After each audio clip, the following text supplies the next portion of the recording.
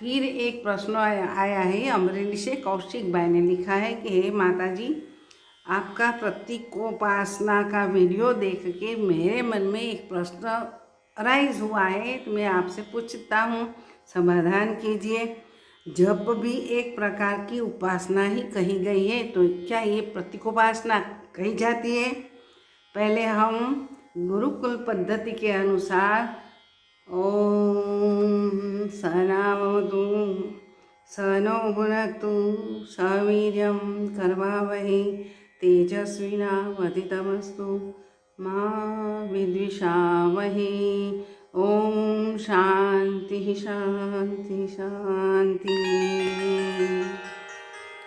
सुनो बेटा, ऑफकोर्स, क्यों नहीं। श्री कौशिक भाई, आपका ये प्रश्न नहीं, हर एक लोग जो जप यज्ञ करते हैं उसी का ही ये प्रश्न है। प्रश्न बहुत जिज्ञासापूर्वक है। जप जाप के लिए नामदान अथवा मंत्र दीक्षा ली जाती है। नामदान सबसे पहले भगवान शिव ने गणपति दादा को दिया था। बाकी तो गणपति दादा की हिस्ट्री आपको मालूम है, मैं नहीं बताऊंगी। तो नामदान अगर मंत्र दीक्षा कोई गुरु से, जो सिद्ध पुरुष होता है उसी से आप मंत्र लेके जाप करो तो अच्छा है।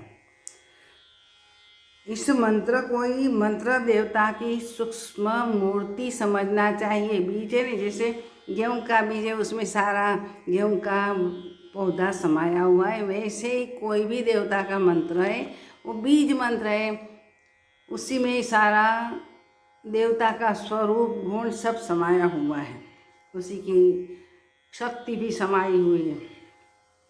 तो ये बीज मंत्र को सूक्ष्म रूपेण देवता का ही मूर्ति मान के हमें उसकी पूजा करते हैं। हम मंत्र जाप के साथ उसी की वो सामने रूप और नाम आ जाता है। तो बेटा सुनो, जब करते समय कभी कभी शरीर में कंप उठने लगे, ऐसे ऐसे हिलने डोलने लगे, तो समझना कि हमारी प्राण शक्ति से मंत्र चैतन्य हो जा रहा है। यूँ समझो कि मंत्र चेतन हो गया, तब तो ये प्रक्रिया भीतर होती है। और गौर से सुनो बेटा, ऐसी क्रियाएं अनुभव में आने लगे, शरीर तथा मन में एक प्रकार का अलौकिक आनंद मिलेगा, तो हमें उसी में हमारा मन इंद्रियां तल्लीन होने लगेगी। तो जब से ऐसा क्यों होता है, कई लोग मुझे पूछते हैं कि भाई ऐसे ऐसे हिलना डुलना क्यों होता है, तो सवाल उठेगा, ऐसा सही बात है, पर बेटा प्राण शक्ति भीतर उत्थान होने लगती है, इसीलिए ये क्रिया में परिणीत होती है, हमें क्रिया देखने में मिलती है। प्रणव यानी कि ब्रह्म का वाचक ओम है। ओम का वाचक ब्रह्म का प्रणव वाचक ओम है, उसे प्रणव भी कहते हैं। तो इसकी व्याख्या योग शिखोपनिषद में इसी प्रकार की गई है, मैं समझाती हूँ। प्राणान सर्वान परमात्मनि प्रणामयम इति एतस्मात् प्रणवः। फिर से सुनो, प्राणान सर्वान परमात्मनि प्रणामय इति एतस्मात् प्रणवः। सर्वान प्राणियों में ये एक ही प्राणवान बताते हैं, इसलिए वो सजीव है, तो इसी के लिए उसी को प्रणव कहा गया है। ब्रह्म का अंश है, ब्रह्म का जो वाचक है प्रणव ओम, तो सब में ही ये है ओमकार। ध्वनि गूंजती ही रहती है, लेकिन ऐसे अनाहत ध्वनि ऐसे सुनाई नहीं देता। हमारी इंद्रियां, भीतर की इंद्रियां यानी कि ज्ञानेंद्रियां सक्षम हो जाती है, तब गुरु कृपा से ये होता है। अर्थात सब प्राणों यानी कि कोई भी प्राण परमात्मा में प्रणाम करते हैं। जैसे सर्व नदियाँ का पानी समुद्र में जाते हैं, वैसे ही पंच उपप्राण हमारे शरीर में जो सारा शरीर का संचालन करते हैं, सभी शरीर के जो उत्सर्ग आदि, अन्न आदि पचाने की जो मेटाबॉलिज्म है, कोई भी तंत्र है, 7-8 तंत्र है, श्वसन तंत्र आदि सब, उसी में ये प्राण काम करता है, इसलिए प्रणव कहा जाता है। इष्ट देव की प्राप्ति वो प्रणव से हो सकती है प्रणव का जाप करने से। सुनो, स्वाध्यायात इष्ट देवता संप्रयोग, स्वाध्याय करने से, ऐसे जो लोग स्वाध्याय करते हैं ना, इकट्ठे होकर गीता का स्वाध्याय करते हैं, भागवत का स्वाध्याय करते हैं, बात तो सही। स्वाध्याय आध्यात्मिक अर्थ है स्व अध्याय, अपनी जात का इंट्रोस्पेक्शन करना, इंस्पेक्शन करना, वही उत्तम प्रकार का आध्यात्मिक स्वाध्याय है। स्वाध्याय स्वाध्याय तो यही मैं बता रही हूँ कि जप यज्ञ सबसे ऊंचा यज्ञ है, बेस्ट, दी बेस्ट यज्ञ। हम होम करते, हवन करते, उसी में समिध आदि डालते, सामग्री होती है ना, और देवताओं का आह्वान करते हैं, उसी की पूजा करते। यज्ञ को भी यज्ञ नारायण के स्वरूप में हम देखते हैं। लेकिन हमारे गीता जी में भगवान श्री कृष्ण ने ऐसा ही कहा है कि यज्ञानाम जप यज्ञोस्मि। विभूति योग 10वां अध्याय आप सुनोगे तो सिद्धानाम कपिलोहम, अक्षराणाम अहम में, अक्षरों में सबसे पहला मैं हूँ। तो ऐसे कई विभूतियाँ गिनाते गिनाते अंत में कह दिया कि यज्ञानाम जप यज्ञोस्मि। जो सारे यज्ञ करते हैं उसी में श्रेष्ठ यज्ञ है, दी बेस्ट, तो वही जप यज्ञ है। जप यज्ञ में क्या होता है, आहुति किसकी होती है, प्राण अपान एक होता है, तो वो गर्मी उत्पन्न होती है, इसलिए तो मेटाबॉलिज्म हमारा खुराक पचाती है। इतना ही नहीं, एक और भी सुनो, मंत्र किसे कहते हैं, मंत्र जाप करते हैं, प्राण अपान के साथ मिक्स कर देते हैं, तो यज्ञ क्या होती हम दे रहे यज्ञ में, ऐसा लगता है, ऐसा महसूस करते, ऐसी भावना भावते हैं, भावना हम फीलिंग अनुभव करते। तो मंत्र का मीनिंग भी यही है, मननात् त्रायते इति मंत्र। मनन करने से, चिंतन करने से, त्रायते त्राणम करते, त्राणम यानी कि रक्षा, त्राण पहनते थे ना पहले के जमाने में, लड़ाई में जाते थे तो शिरत्राण बोलते थे, शिर का रक्षण करने वाला जो इंस्ट्रूमेंट है उसे को शिरत्राण करते थे। आज हम बुलेट प्रूफ साधन कहते हैं उसी को। तो जो त्राण करता है और चिंतन करने से त्राण करता है, तो मननात् मनन करना, मनन करने से हमारे मन बुद्धि शरीर सबका वो मंत्र है हमारा रक्षण करता है। आगे सुनो, जपते समय उसी के इष्ट देवता को ब्रह्म भाव से ध्यान करके अनुभव करना अति आवश्यक है। ऐसे मंत्र जाप करेंगे मनवा फिरे चौर, वही ध्यान नहीं है, वही जप है ही नहीं। मन बुद्धि अंतःकरण सब उसी देवता में प्रलीन होना चाहिए, प्राण सहित। और यही देवता ब्रह्म का अंश है, ब्रह्म स्वरूप है, ऐसा समझ के हमें इसी के साथ मन अंतःकरण से तल्लीन होना चाहिए, तब तो मंत्र चेतन होता है। और ये इसी के साथ जो ध्यान होता है उसी का फल हमें जल्दी मिलता है।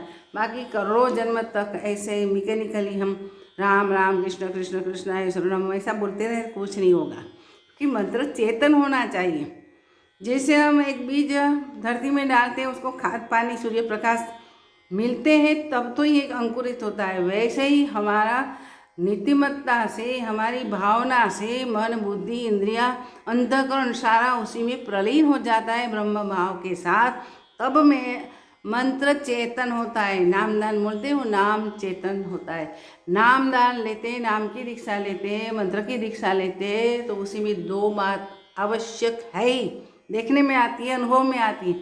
जैसे राम नाम सत्य ऐसा कोई मंत्र दिया, कोई ने श्री कृष्ण शरणमम ऐसा मंत्र दिया, ठीक है, तो ये मंत्रों में श्री कृष्ण शरणमम यानी कि श्री कृष्ण भगवान का नाम है, उसी का स्वरूप ही, नाम और स्वरूप साथ साथ चलते, तो नाम जपन करते करते हम कृष्ण की जो मूर्ति हमारे सामने आ जाती है मेंटली, वो उसी में ब्रह्म भाव करते करते वो मूर्ति चेतन हो जाती है और हमारे भीतर प्राण का उत्थान होने लगता है। इसीलिए ऐसे हिलना डोलना हंसना विहसितम ऐसी क्रियाएं शुरू हो जाती हैं।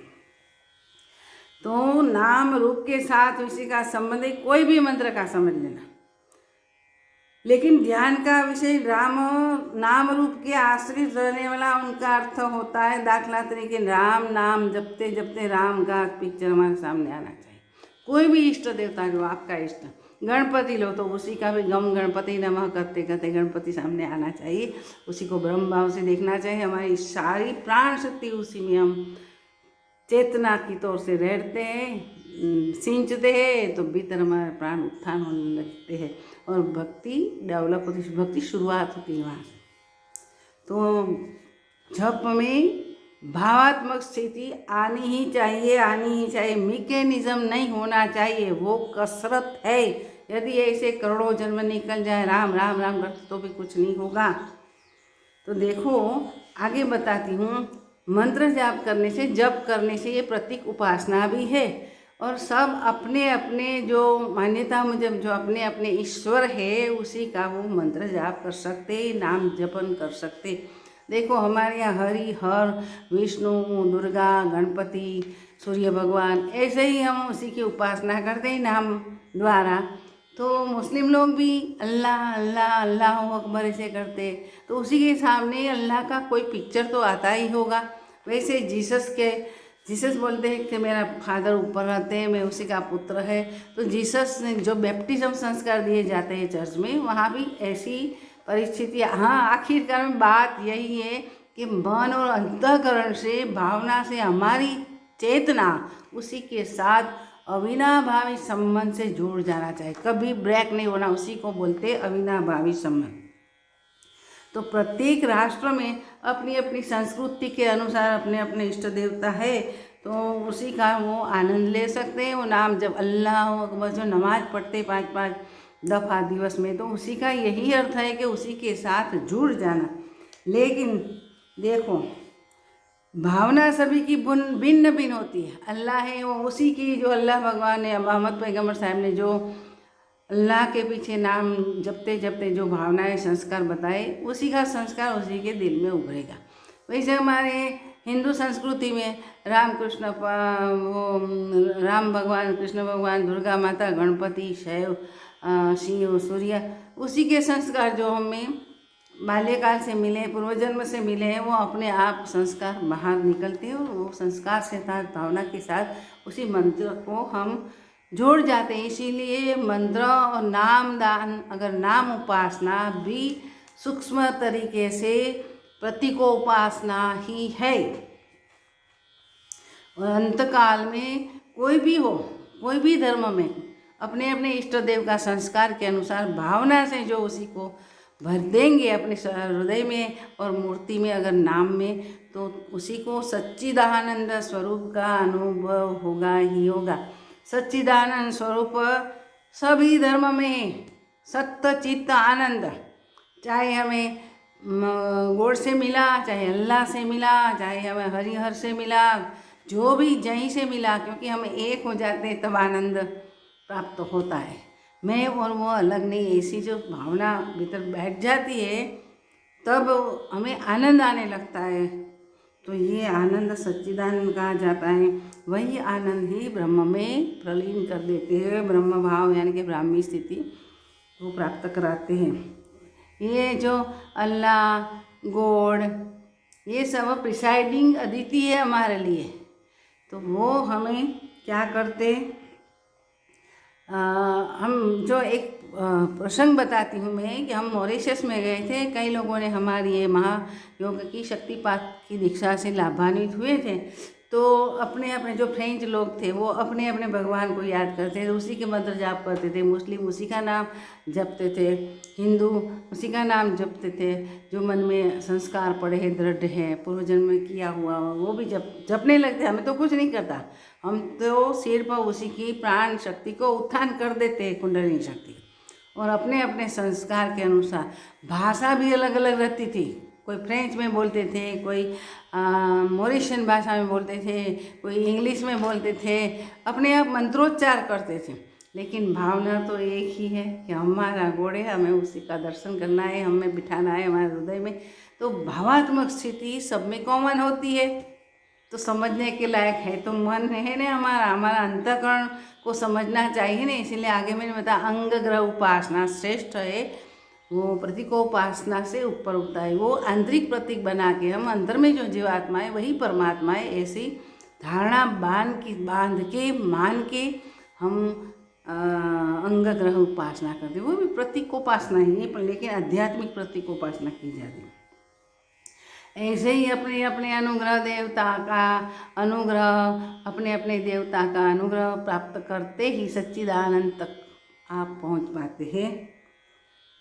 कई लोग ऐसे शिकायत भी मेरे सामने करते हैं कि माँ करोड़ों मंत्र जाप कर दिया, गायत्री मंत्र का पुरुष चरण कर लिया। कोई कहते कि हम राम राम जपते जपते, मैं छोटा था तब से जपते जपते आज 75 का हो गया, लेकिन कुछ लाभ नहीं हुआ।